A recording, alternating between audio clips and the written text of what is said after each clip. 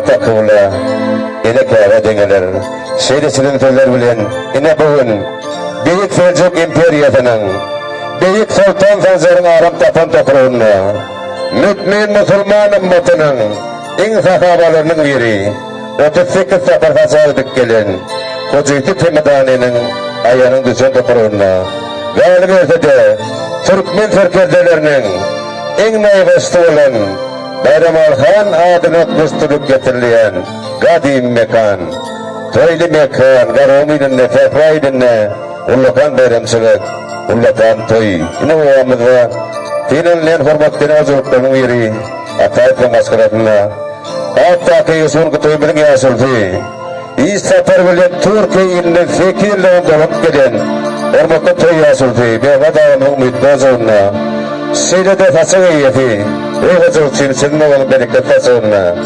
Ullakan bayramçılık, ullakan toy, Türkmen ağın toy basadan öse geliyor, Afrika doğru tünen geliyor. Tünenin mehine bir merkada bugün kan toylar. Galiba de bağlacı askabat sahanın, Mutamman toyun toylayan önüne. Kırdık ben kıydanı bizim yol adımızdan.